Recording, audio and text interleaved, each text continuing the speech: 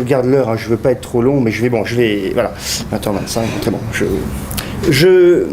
Effectivement, en parlant avec Timothée, que je remercie, qui m'a fait signe pour venir, au fond, je me suis dit qu'il fallait que je reprenne un petit peu la trame, la question que je me suis posée en 2006, quand j'ai écrit ce livre qui s'appelait « Le conservatisme impossible », et que j'ai donc repris dans une version de poche.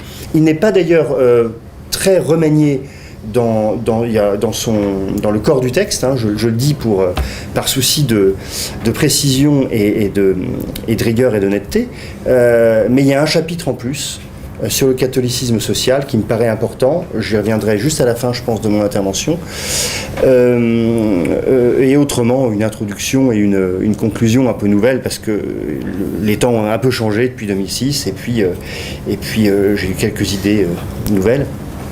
Mais effectivement, vous avez bien exprimé la question, c'est les raisons d'un échec des droites. Alors, je dis tout de suite, et vous l'avez dit aussi, c'est un livre d'histoire des idées, donc je ne vais pas parler de François Fillon et de Jean-François Copé. Et je sais que ça va beaucoup vous décevoir, et vraiment je vous demande pardon. Mais en fait, j'aurais pas grand-chose à dire sur le sujet, parce que je ne suis pas politologue, et je ne suis pas un expert de l'UMP, et d'ailleurs, je ne suis pas sûr de tout comprendre, mais c'est sans doute parce que j'ai pas beaucoup l'habitude des partis politiques. En revanche, j'espère pouvoir vous apporter quelques éclairages sur cette histoire un peu bizarre des idées de ce qu'on appelle la droite ou les droites en France. Alors, juste pour préciser quelques éléments de terminologie, on est bien dans l'histoire des idées. Le mot droite, donc, n'est pas à prendre sous l'acception politicienne. Je crois que c'est clair, mais plutôt dans le sens d'une sorte de nébuleuse intellectuelle, assez disparate d'ailleurs, et au fond où le cœur serait tous ceux qui ont essayé de penser comment arrêter ou freiner la Révolution française.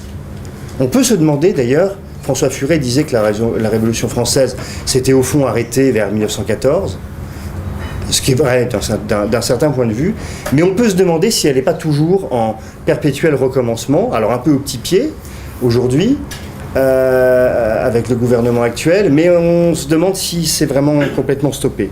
En tout cas, c'est ça, la droite, au fond. Et vous savez que ça vient historiquement, évidemment, de la Révolution française, de la Constituante. Les députés se retrouvent à la Constituante. Et puis, ceux qui veulent freiner la Révolution ou l'arrêter, parce qu'ils se rendent compte avant les autres que ça va vraisemblablement mener à des catastrophes, ou en tout cas qu'il y aura rapidement pas de pilote dans l'avion, sont à droite de l'hémicycle. Et ceux qui veulent aller plus loin sont à gauche. Donc c'est bien une logique. Et je crois que c'est extrêmement important, parce que cette logique, elle imprègne fondamentalement, alors pas la vie intellectuelle, mais je dirais le subconscient de la vie politique française. À gauche, on est dans le dynamisme, et à droite, on est dans la résistance. Et je crois que ces deux mots sont vrais. La gauche est dynamique, elle va de l'avant, propose des choses, et la droite, ou les droites, sont dans la résistance. Et ça m'a beaucoup amusé ces polémiques à propos du mot résistance qu'on a entendu là au moment du mouvement d'opposition à la loi Taubira, puisque certains se drapaient dans leur toge en disant c'est pas possible que des gens de droite emploient le mot résistance. Il me semble qu'ils sont extrêmement légitimes à employer ce mot, puisque c'est bien ça, historiquement en France, la droite résiste à un mouvement. Et à quel mouvement ? Eh bien, je dirais un mouvement vers le progrès linéaire, continu et inarrêtable. Parce que la vraie question, en fait, elle est là, entre la droite et la gauche.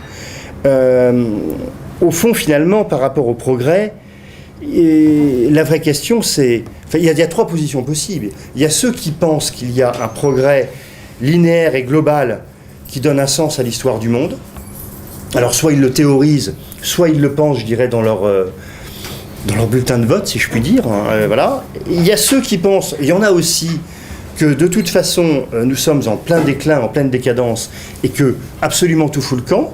Bon, c'est possible aussi. Et puis, il y a une position médiane qui me paraît plus juste.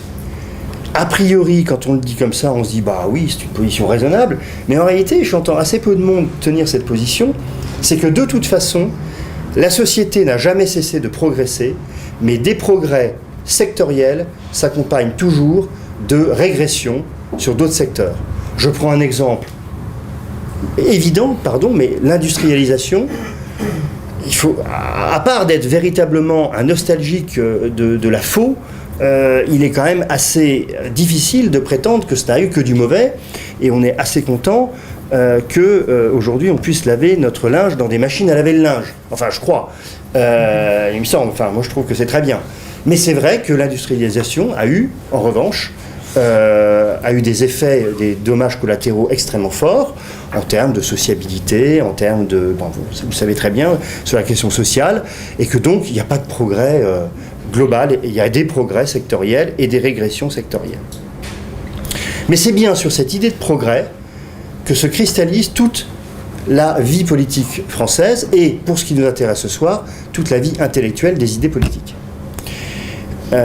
Alors, je vais commencer un premier point rapide pour faire un petit constat sur la droite aujourd'hui sur le plan intellectuel. Ce constat va être rapide parce qu'il est quand même plutôt atterrant. Effectivement, on peut dire que depuis la guerre, la droite est quasi inexistante dans l'histoire, dans les idées politiques. À l'exception notable de Raymond Aron. Mais enfin, quand on songe à l'époque dans laquelle Aron a inscrit son œuvre et son magistère de professeur, il était quand même considéré, enfin c'était pas Poulidor par rapport à Marx, au regard de Sartre, c'était comment on appelle ça, la lanterne rouge, c'est ça, le dernier du peloton. Enfin il était vraiment pas considéré comme l'égal de son grand rival. Aujourd'hui, on a quand même un peu rectifié les choses, mais longtemps après. Mais à part cette notable exception, sur le plan des idées politiques, la droite a très peu compté. La faute à qui ? Alors je vais dire des choses qui vont peut-être agacer certains, mais n'y voyez aucune malveillance. Mais pour moi, il y a deux grands coupables. Enfin coupables. Il y a deux grandes failles. Il y a évidemment la faille de l'Action française, parce que malheureusement l'Action française, pas dans son ensemble, mais en tant que mouvement et surtout par son leader intellectuel incontesté, Charles Maurras, a fait le mauvais choix pendant la guerre, le choix d'un soutien inconditionnel, aveugle au régime de Vichy, et surtout d'avoir écrit des textes dont on ne peut qu'avoir honte. C'est très dur de se relever d'un truc pareil. Même si l'Action française, on le sait, ou la nébuleuse autour de l'Action française, a fourni une grande partie des premiers bataillons de la résistance. C'est injuste, mais l'histoire est cruelle, elle est comme ça. Et puis deuxième, entre guillemets, coupable, je ne cherche pas à faire... c'est une communauté de langage, le gaullisme. Parce qu'effectivement, le gaullisme a été incapable de s'opposer intellectuellement au coup d'État intellectuel du communisme après-guerre. Et c'est pour ça que je dis toujours, et là encore, n'y voyez pas de malveillance par rapport aux gaullistes, que le gaullisme ne ressortit pas à la discipline de l'histoire des idées. D'ailleurs, le gaullisme est un pragmatisme, et de ce point de vue-là, on peut toujours faire, c'est pas mon sujet, on peut toujours faire un bilan, et d'ailleurs généralement les gens s'étripent quand ils font le bilan du gaullisme, mais c'est un pragmatisme, et c'est tellement un pragmatisme que celui qui a fait, entre guillemets, renaître le gaullisme au pouvoir, puisque ça a été un président de la République avec l'étiquette gaulliste, Jacques Chirac était un radical socialiste. Alors c'est assez amusant, ça prouve que les idées n'avaient pas beaucoup d'importance historiquement dans le gaullisme. Du coup, la droite intellectuelle, elle est moribonde très rapidement, enfin tout de suite, de manière brutale, après la Deuxième Guerre mondiale, alors que les droites intellectuelles ont eu quand même leurs heures de gloire. Moi, il me semble qu'un des moments les plus passionnants dans l'histoire des idées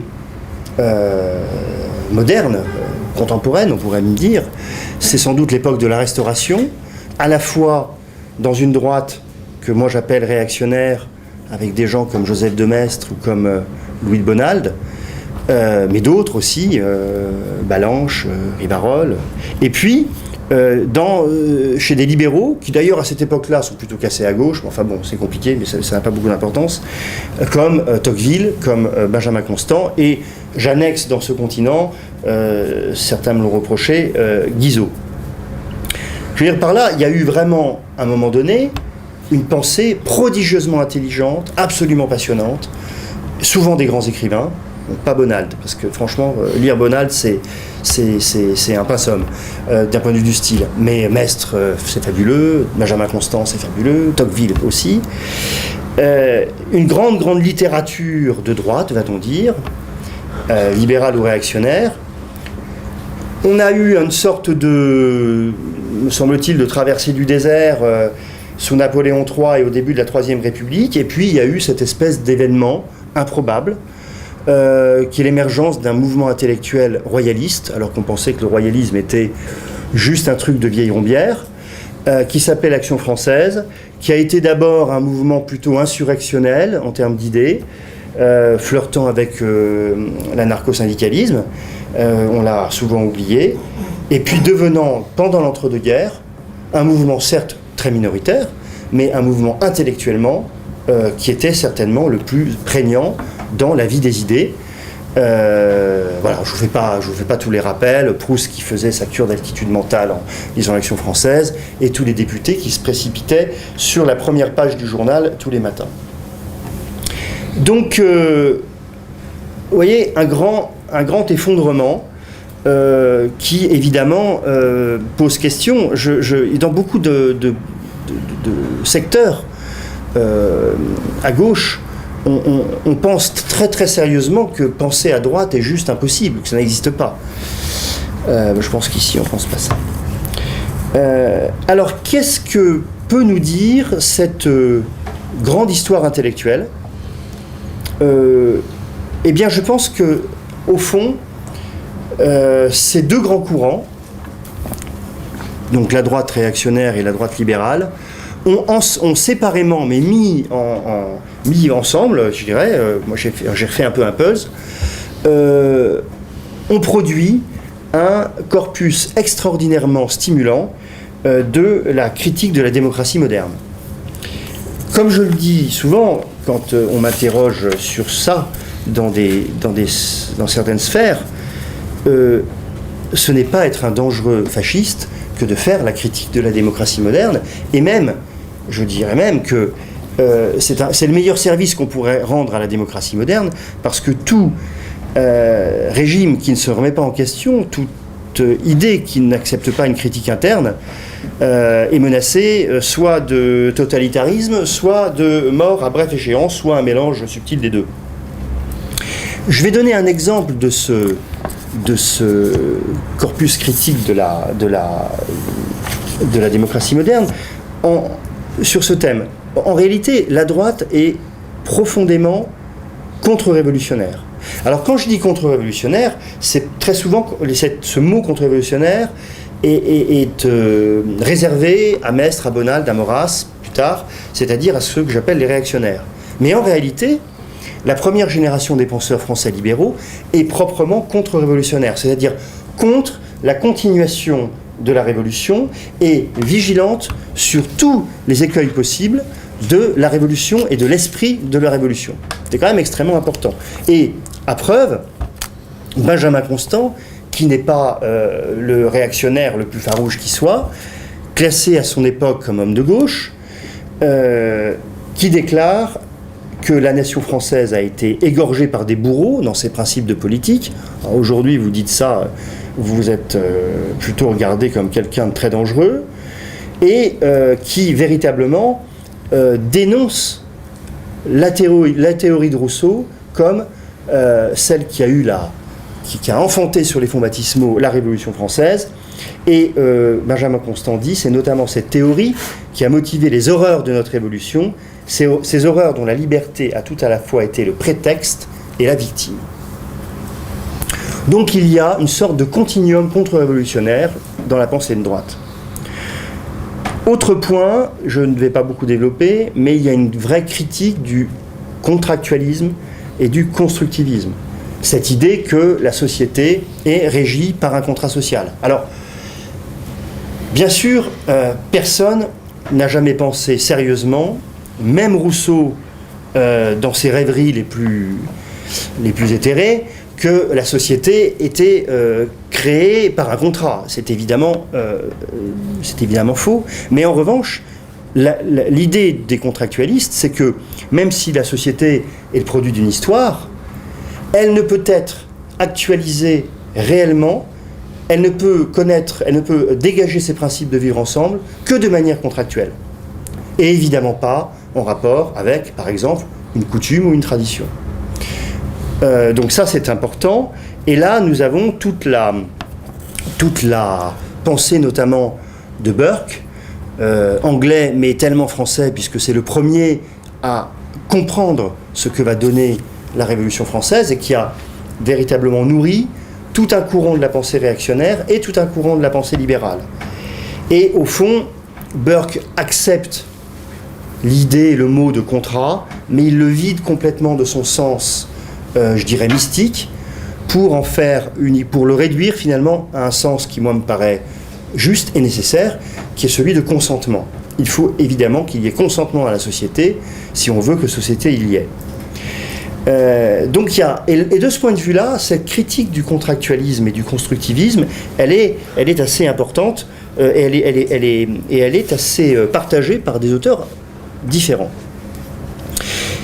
Bon, il y a aussi une critique des institutions démocratiques, et là, c'est plutôt l'apanage des réactionnaires, et je dirais que c'est là où on trouve, me semble-t-il, le meilleur de Louis de Bonald, qui montre très bien, et c'est le premier finalement, le hiatus profond entre un système de désignation démocratique des gouvernants et la nécessité pour le pouvoir d'incarner la communauté en général.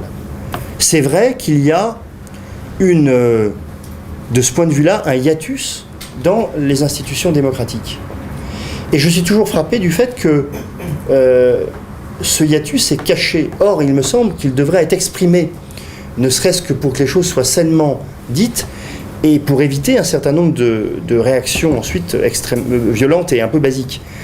Oui, c'est compliqué quand on a été élu quand on a été mis en place pour une élection par un parti et qu'on a été élu par 51% d'une population, que ce soit au niveau de l'Assemblée législative ou au niveau de la Chambre suprême, du président de la République, oui, il est difficile ensuite de s'affranchir de cela pour être l'homme du bien commun. Ce n'est pas évident.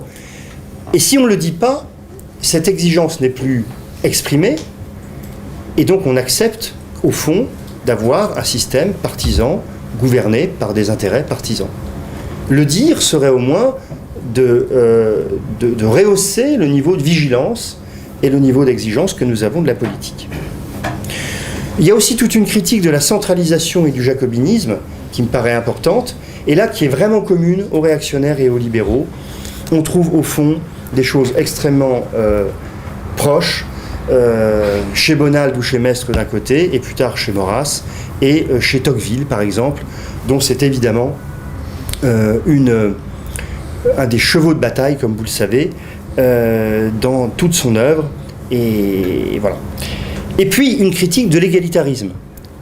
Et cette critique de l'égalitarisme, là aussi, on la trouve à la fois chez les réactionnaires et chez les libéraux, et de manière proche, dans des termes proches. Il y a par exemple la politique naturelle de Maurras, qui parle d'inégalité protectrice, et puis il y a des passages de Tocqueville qui sont absolument magnifiques. Je ne résiste pas au plaisir de vous lire une phrase que j'aime beaucoup. « Ce que je reproche à l'égalité, ce n'est pas d'entraîner les hommes à la poursuite des jouissances défendues, c'est de les absorber entièrement dans la recherche des jouissances permises. Ainsi, il pourrait bien s'établir dans le monde une sorte de matérialisme honnête qui ne corromprait pas les âmes, mais qui les amollirait et finirait par détendre sans bruit tout leur ressort. » C'est magnifique. Et c'est tellement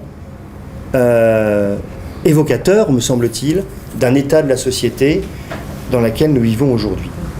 Et puis il y a aussi une critique qu'on oublie et qui est propre encore une fois et aux réactionnaires et aux libéraux, et qui me paraît importante notamment dans les temps de pensée unique que nous avons vécu, par exemple autour de la loi sur le mariage pour tous, c'est la dérive potentielle de la démocratie qui peut devenir liberticide.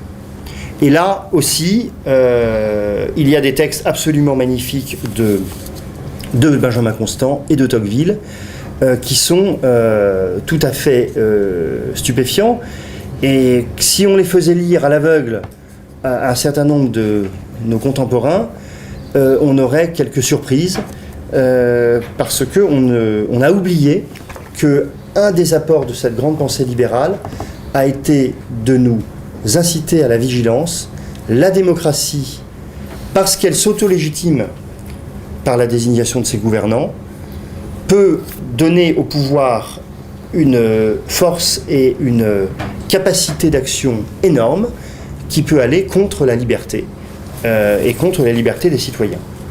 Il me semble qu'on a connu ces mois derniers des exemples flagrants de ce que Tocqueville et d'autres annonçaient. Alors, vous allez me dire, donc c'est bien gentil, donc tout va bien, les droites ont fait le corpus de la critique de la démocratie. Pourquoi ne se sont-elles pas entendues et pourquoi n'arrive-t-on pas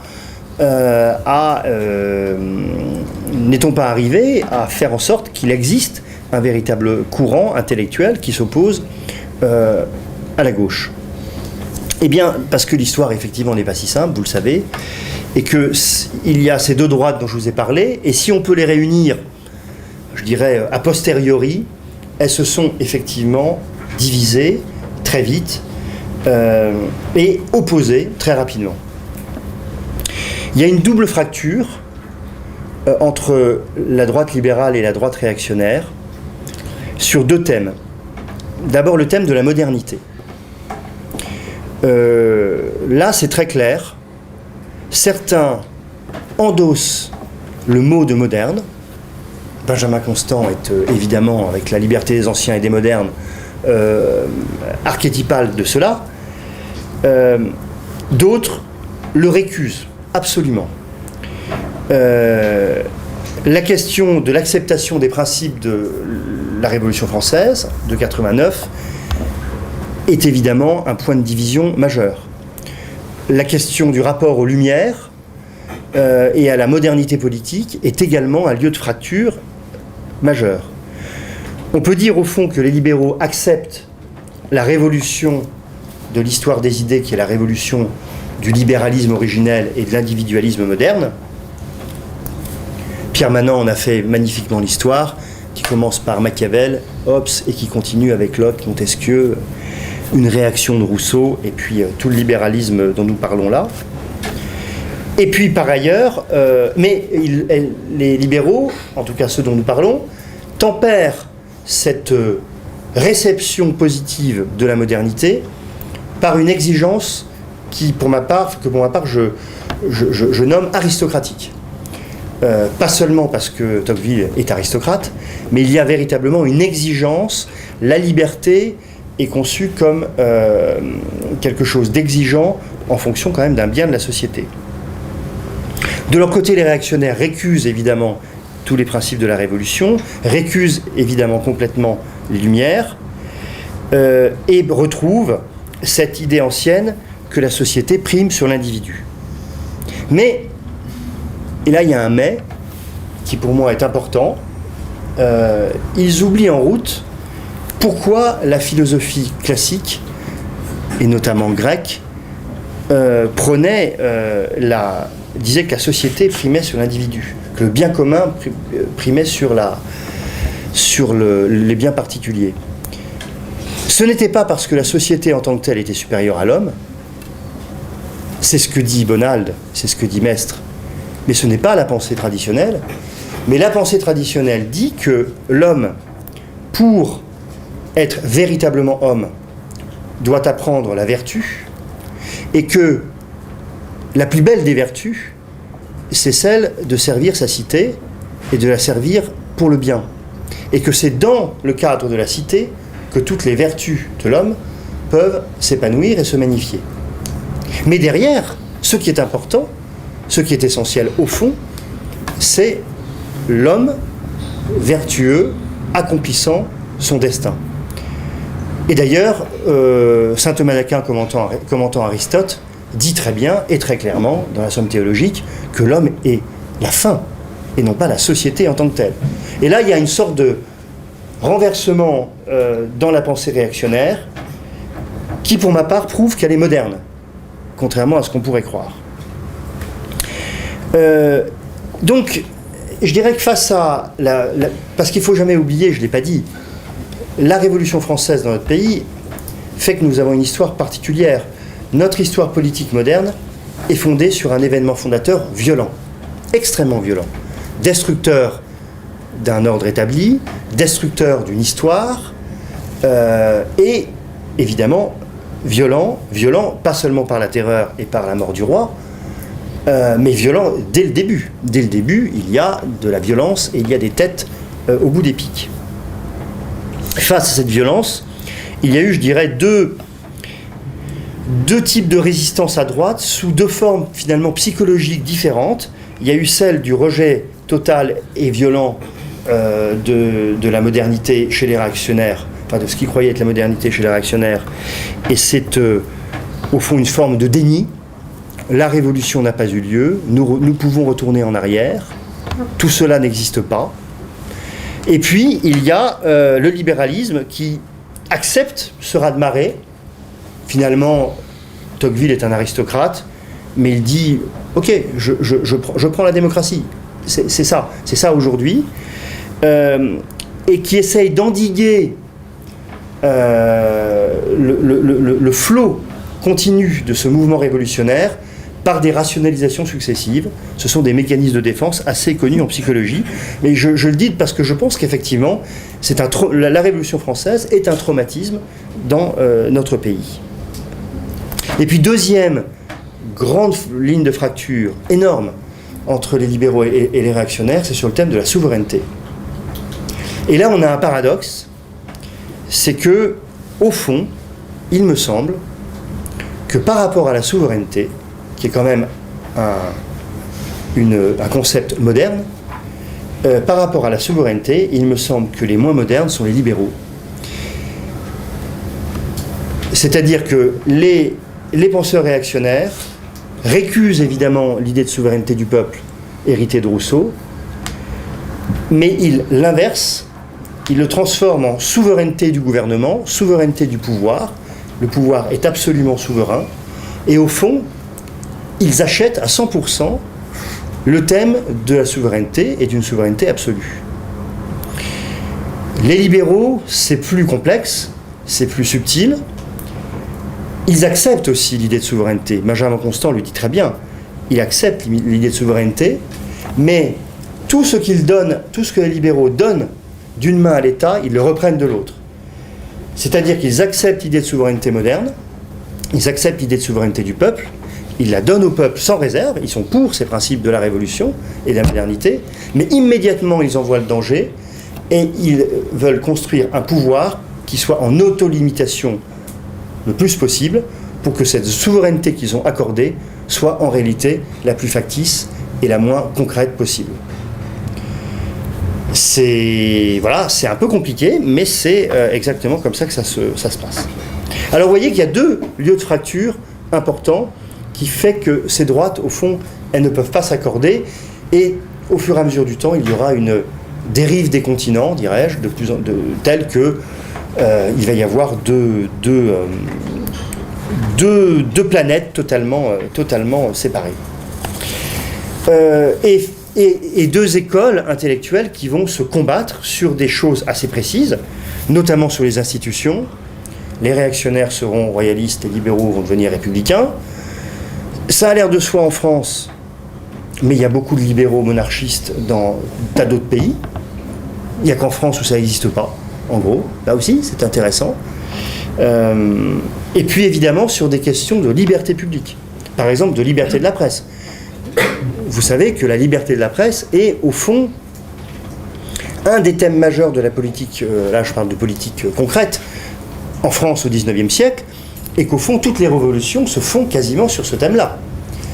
Et là-dessus, effectivement, il y a une grande opposition entre les réactionnaires et les libéraux par rapport à la liberté de la presse que vous connaissez, certains étant pour la censure et la maîtrise, d'autres pour la liberté d'expression. Et au fond, cette histoire intellectuelle, elle aboutit à quoi ?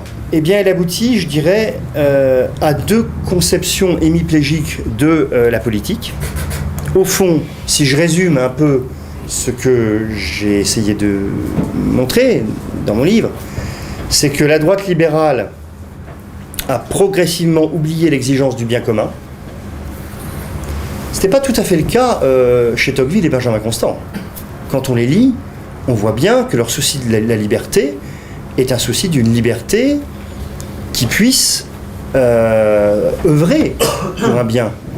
Et que c'est même, la liberté est même une condition du bien pour eux. Mais petit à petit, le libéralisme a oublié en route l'impératif du bien commun, l'exigence, je préfère ce mot, du bien commun, et la droite réactionnaire va oublier la nécessité de la liberté politique. Et évidemment, entre les deux, la discussion est extrêmement difficile. Et du coup, me semble-t-il, on a assisté à un échec de ces deux traditions de pensée, tout aussi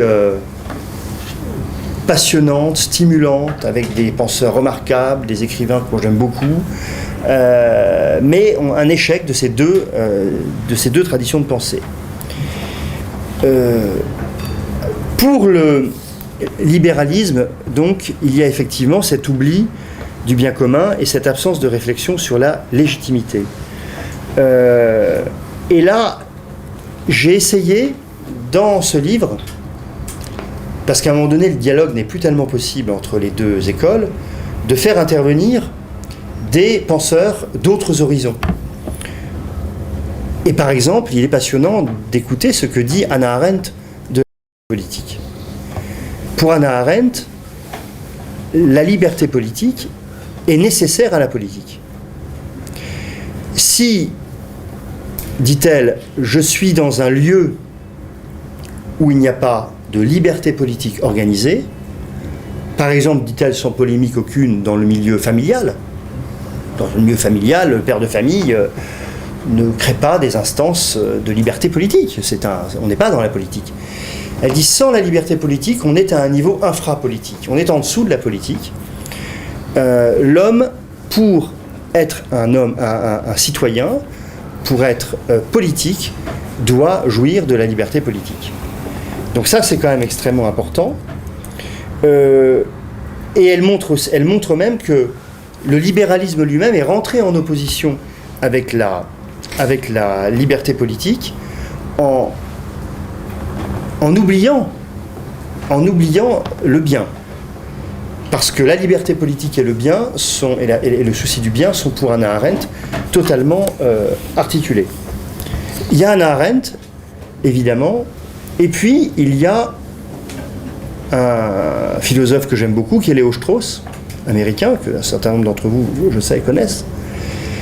Et Strauss a eu cette réflexion extraordinaire au XXe siècle, qui est vraiment une critique interne de la modernité, quand il dit, je le lis, toute liberté qui est liberté pour quelque chose, toute liberté qui est justifiée par référence à quelque chose de plus haut que l'individu, ou simplement que l'homme en tant qu'homme, limite forcément la liberté, ou ce qui est la même chose, institue une distinction intelligible entre liberté et licence.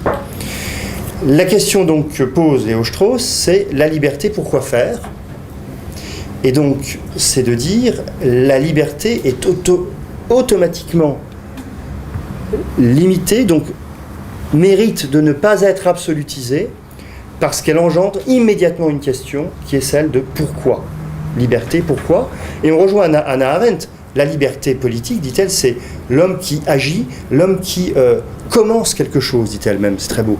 L'homme qui commence quelque chose, qui crée quelque chose, qui commence quelque chose, est dans la liberté politique. Mais donc cette liberté, elle est bien pour faire quelque chose. Et à partir du moment où on dit pour faire quelque chose, on est dans l'ordre des finalités, et donc cette liberté ne peut pas être absolue, puisqu'elle doit être orientée pour un but, et donc pour un bien. Et Lévi-Strauss allait jusqu'à dire que la philosophie politique moderne, depuis Machiavel, avait abaissé consciemment les critères d'exigence de l'action sociale. Nous n'avons plus les mêmes critères d'exigence de l'action sociale, puisque nous n'avons plus, nous modernes, le critère du bien. Donc c'est extrêmement important. Bon, je ne vais pas citer tous les auteurs dont j'ai parlé dans ce livre, mais j'ai par exemple convoqué un auteur que j'aime beaucoup, qui s'appelle Aurel Kolnay, peut-être que certains d'entre vous le connaissent, qui est un écrivain hongrois, qui est né en 1900, qui est mort dans les années 70, si je ne dis pas de bêtises, juif, converti au catholicisme, fuyant, il a été en Autriche, donc fuyant l'Autriche, réfugié en France, fuyant le régime de Vichy, et donc faisant toute sa carrière dans le monde anglo-saxon, qui dit quelque chose d'important quand même que je voudrais vous proposer, parce qu'au fond, Kolnay peut être considéré comme un de ceux qui auraient pu faire une synthèse entre notre réaction et notre libéralisme en France. Il dit « La liberté est de l'ordre de la fin et non de celui du fondement ». J'aime bien cette distinction. Il faut qu'il y ait liberté pour l'homme, c'est évident, c'est un but. L'homme doit être libre, il se bat pour sa liberté. Mais ce n'est pas le fondement de l'action sociale. Le fondement de l'action sociale va être la recherche du bien. Mais cette recherche du bien ne pourra se faire que dans la liberté. Alors, je passe un petit peu. C'est effectivement le problème du libéralisme. Et c'est vrai qu'aujourd'hui, il y a eu Raymond Aron, qui a eu de très belles réflexions sur le libéralisme, notamment et sur la démocratie, dans son essai sur la liberté et dans son autre livre qui s'appelle Démocratie et totalitarisme. Raymond Aron a accueilli, par exemple, la critique de Hayek opposant démocratie et libéralisme. A accueilli, moins radicalement que Hayek, mais a accepté cette idée que la démocratie pouvait enfreindre les critères de la liberté. Mais vous voyez bien que le libéralisme est devenu aujourd'hui, au fond, un matérialisme. Une sorte de club qui défend le fait que les citoyens doivent payer moins d'impôts. C'est bien, parce que personne n'aime payer des impôts, il y a peut-être quelques-uns, mais ça devient du masochisme. C'est un peu court. Et on voit bien qu'il y a eu une perte de substance et que petit à petit, l'exigence, c'est un peu ça que je veux dire, l'exigence aristocratique des débuts du libéralisme a laissé place à cette idéologie de ce que Kolnay appelle « the common man », l'homme commun, qui est au fond l'homme consommateur, l'homme qui confond la liberté et la licence. Voilà. Ça, c'est le problème du libéralisme. Le problème de la réaction, c'est profondément le rejet et l'oubli de la liberté politique. Il y a cette idée que je développais tout à l'heure, je n'y reviens pas, que développe Bonald ou Mest, que l'homme n'existe que pour la société. C'est très curieux. C'est très très curieux parce que il semble quand même que Bonald et Mestre aient un peu lu saint Thomas d'Aquin. Pas sûr qu'ils aient lu beaucoup parce qu'à cette époque-là, les écrivains, en fait, lisaient peu. C'est une maladie moderne de beaucoup lire. On lit nos grands anciens parce qu'on ne produit plus grand-chose. Je parle pour moi, le premier. Mais quelqu'un comme Joseph de Maistre, écrivait, enfin, il avait sa pensée, il avait sa vista. Donc on est toujours dans l'incertitude de savoir ce qu'ont vraiment lu tous ces écrivains, mais un peu quand même. Et c'est étonnant qu'il se soit engouffré, au fond, dans cette idée que la société est tout et que l'homme n'est rien. Il y a des formules assez terribles chez les uns ou chez les autres, hein, qui sont tout à fait étonnantes. Et je crois que c'est véritablement une sorte de mimétisme du rousseauisme. Ils ont rejeté avec tellement de violence l'idée de souveraineté du peuple héritée de Rousseau que, en étant dans la réaction, ils ont collé à l'adversaire de telle sorte qu'ils ont renversé la proposition, mais qu'ils en sont arrivés à penser une souveraineté de l'État ou du gouvernement qui est devenue folle. Et là-dessus, un penseur comme Maritain me paraît important, et je le cite, sur la souveraineté. Maritain dit bien, au fond, que l'idée de souveraineté, quand elle est poussée à son extrême, elle devient folle, et il dit, au fond, c'est l'idée que le pouvoir terrestre peut être à l'image de Dieu. J'aime beaucoup cette idée de Maritain, parce qu'en réalité, c'est ça. Et c'est pour ça que la souveraineté, telle qu'elle est théorisée par Rousseau ou par Louis de Bonald, est une pure folie. Il y a aussi toute une question, je peux pas tout dire, mais il y a aussi toute une question qui est posée dans la pensée réactionnaire sur l'universalité de l'homme. Là aussi, on voit bien l'aspect réaction.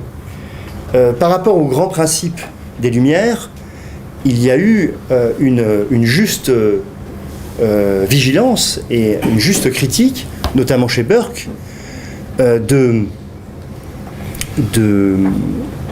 dire combien l'homme est incarné dans une société, dans une histoire, dans des coutumes, dans une tradition. Et que cet homme uniquement porteur de droit est un homme abstrait. Ça, je crois que cette critique, elle est très juste. Et que la pensée réactionnaire le dit bien. Mais où elle dérape, c'est quand, au fond, finalement, elle en va jusqu'à nier qu'il y ait un homme, un homme universel. Or, cet homme existe. Cet homme universel existe, et notamment cet homme universel qui aspire à la liberté. C'est pas une foutaise, c'est pas une chimère, c'est pas une invention. Et c'est d'ailleurs ce que pensaient les Grecs. Alors vous allez me dire, ils le réservaient aux citoyens, et puis il y avait les métèques, les esclaves, qui eux n'avaient pas le droit au chapitre. C'est vrai. Ça rendait peut-être les choses plus simples pour eux. Mais néanmoins, il y avait cette idée de l'universalité de l'homme qui est quand même profondément le socle de la pensée philosophique classique sur laquelle nous sommes bâtis. Et tout d'un coup, dans la pensée réactionnaire, cela disparaît. Alors, pour finir, j'aimerais dire deux, trois choses, et puis après, vous me poserez peut-être des questions, et puis peut-être débattre entre vous, parce que moi, je n'ai pas la science infuse sur ce qu'il faut faire aujourd'hui, hein, je vous rassure. Enfin, si vous attendiez ça, vous allez être très déçus. Qu'est-ce que ça nous dit, ça, pour aujourd'hui ?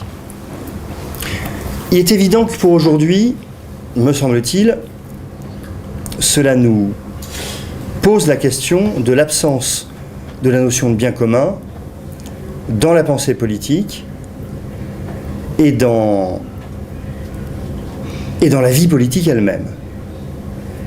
C'est comme si cette idée avait été totalement oubliée, était devenue quelque chose qui avait été sorti du cœur même de l'homme. Alors ça c'est vraiment très important de retrouver une philosophie du bien commun, une pensée du bien commun, et un certain nombre d'auteurs peuvent nous y aider. Je reviens à Colnaille, que j'aime beaucoup, qui dit par exemple, qui n'oppose pas le bien commun et le bien privé.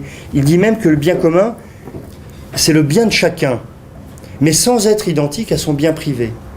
Ça, c'est une chose qui me paraît intéressante, parce que souvent, le bien commun est un petit peu, une idée très nébuleuse.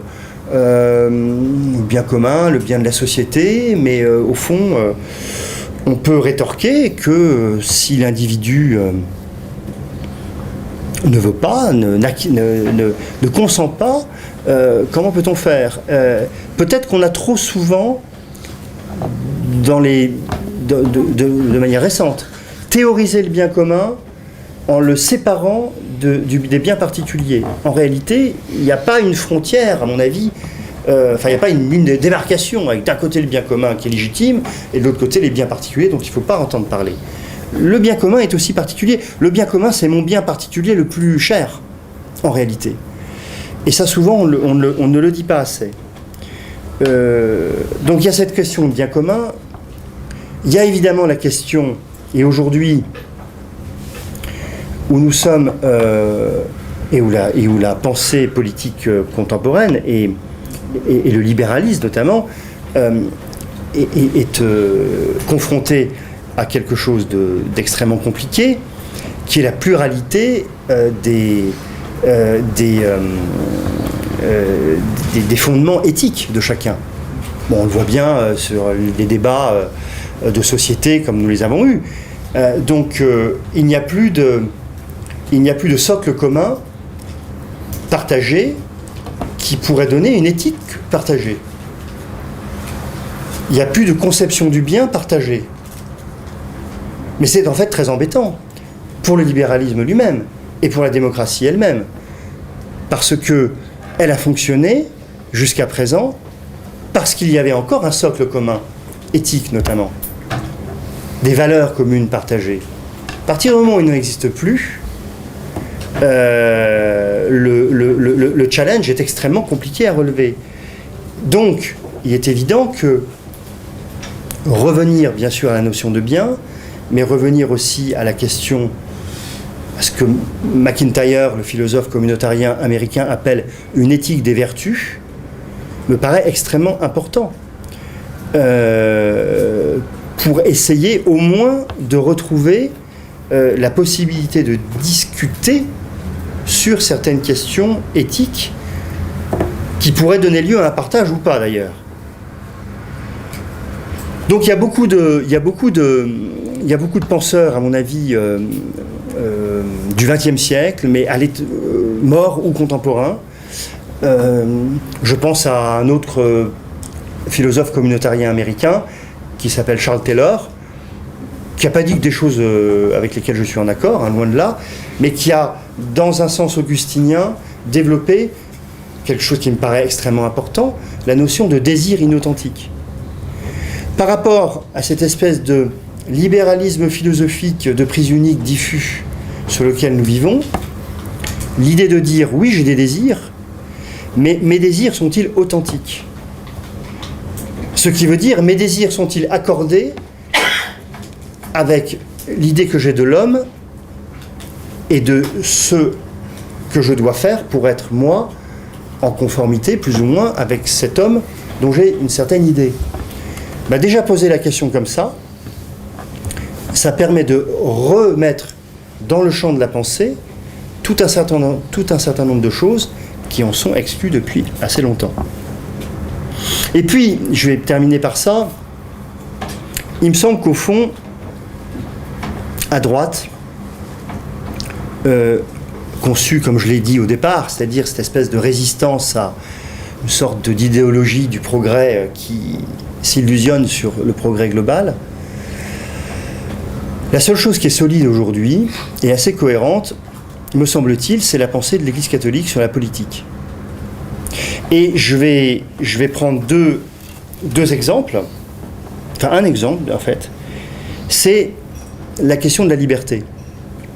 Il me semble qu'une déclaration comme Dignitatis Humanae sur la liberté religieuse, déclaration conciliaire, dit beaucoup de choses sur ce qu'est la liberté politique. Sur le fait que la liberté politique est absolument essentielle. Pour ceux qui s'intéressent à ces questions théologiques, ce n'est évidemment pas un texte relativiste, puisque l'affirmation de Dieu et de la vérité de la religion catholique est affirmée dans le texte sans aucune ambiguïté. Donc ce n'est pas un texte relativiste religieusement, mais c'est un texte très clair sur la liberté politique. Jean-Paul II a beaucoup insisté, dans la ligne d'ailleurs de Gaudium et Spes, sur le fait que le chemin de l'homme vers le bien passe par la liberté, et toujours un chemin libre. Toujours. Il ne peut en être autrement. Il n'y a pas de conversion forcée possible, et il n'y a pas de, sans même parler de foi, il n'y a pas de chemin personnel de l'homme vers le bien sans liberté. Mais évidemment, il y a, et Jean-Paul II l'a dit de manière forte, et Benoît XVI aussi, et c'est l'enseignement de base, je dirais, de l'Église, cette liberté ne peut être absolutisée, elle doit toujours être, et ça finalement on rejoint les Lévi-Strauss, elle doit toujours être regardée en fonction de ce vers quoi elle tend en termes d'action, donc sur avec la question du bien, et on revient avec la liberté, pourquoi faire. Donc ça me paraît extrêmement important, et il me semble que cette pensée est très riche et pourrait nous aider beaucoup aujourd'hui. Et puis dernier point, qui est en lien un peu avec cette pensée de l'Église, il y a une chose qui est très importante dans la pensée politique de l'Église catholique, c'est ce qu'on appelle la doctrine sociale de l'Église. Et là, je trouve ça très intéressant, et c'est pour ça que dans la réédition de ce livre, j'ai rajouté un chapitre dont j'avais eu l'idée en 2006, mais à l'époque, j'avais pas vu comment j'allais le mettre en scène dans le livre, donc je ne l'avais pas fait. Mais là, j'ai vu, donc je l'ai fait, et finalement, j'ai trouvé que c'était bien que ce soit le chapitre final, sur le catholicisme social. En réalité, la question sociale a été, me semble-t-il, kidnappée idéologiquement par la gauche. D'abord parce que les avancées sociales concrètes ont été très souvent des avancées sociales de droite. Je vous passe toute l'histoire des catholiques sociaux qui, à la Chambre des députés, ont multiplié des projets de loi sociales à une époque au XIXe siècle où on était quand même dans une sorte de no man's land issu des lois de l'abolition de l'ordre d'Ancien Régime, qui avait fait son temps, mais enfin qui n'avait pas été remplacé par autre chose, les lois Le Chapelier et consorts. Il y a eu véritablement un gros travail du catholicisme social, et qui a été plutôt au fond de droite. Je cite quelques auteurs que j'étudie. Albert Demain, Ozanam et La Tour du Pin. La Tour du Pin, on sait, c'est très simple, c'est connu avec son compagnonnage de route avec l'Action française. Mais Albert Demain, qui se rallie à la République, ou Ozanam, qui au fond et aussi se rallie à la République rapidement, sont quand même pas des gens de gauche quand on les lit. Donc il y a une véritable pensée sociale à droite. Elle est importante. Elle est sous-utilisée, et il me paraît très important qu'elle existe, parce qu'à mon avis, elle a une triple vertu. D'abord, elle dénie à la gauche l'apanage du social. Il n'est pas normal que la droite soit aujourd'hui, dans la politique, je reviens à la politique concrète, uniquement gouvernée par une sorte de sous-libéralisme absolument atterrant, me semble-t-il. Donc dénier à la gauche l'apanage du social, c'est à mon avis un très bon levier politique. D'autre part, ça évite au libéralisme politique de sombrer dans le matérialisme. En tout cas, ça peut lui donner une chance de remonter un peu la pente par rapport au matérialisme. Et puis troisièmement, je pense que ça peut donner à ce qui reste de la pensée réactionnaire un horizon positif qui la sorte de ses chimères et de ses amertumes. Donc je crois que c'est très intéressant tactiquement. Et puis sur le fond, il est évident que les problèmes sociaux sont fondamentaux et il est important que cette question sociale soit abordée fortement et que, en gros, la droite qui réagisse aujourd'hui, et pas au sens réactionnaire, ne soit pas uniquement préoccupée de questions très importantes, comme les questions sociétales dont on parle depuis plusieurs mois, et dont on parlera encore demain, parce qu'il y aura d'autres choses qui vont arriver, mais qu'elle se positionne aussi très fortement sur la question sociale. Ça me paraît important. Et d'autant plus, et ça sera mon dernier mot, que je pense que devant cet échec de ces deux droites, il me semble que les droites ont intérêt à sortir un peu de leur base, à aller s'aérer, à aller voir un peu ailleurs. Et voilà, et il me semble que la question sociale pourrait donner à des gens qui ont envie de réfléchir à la politique sans se reproduire ces deux chemins qui ont complètement divergé l'un de l'autre, pourrait leur donner la possibilité de penser un petit peu autrement et je vais peut-être choquer certains d'entre vous, s'apercevoir finalement qu'à gauche, il y a des gens, notamment qui sont chrétiens, desquels ils ne sont pas si loin en termes de conception de la politique. En tout cas, moi, c'est ce que je pense, et c'est ce qui m'anime personnellement. Et je pense que là, tout est à faire. Voilà. Je vous remercie de votre attention.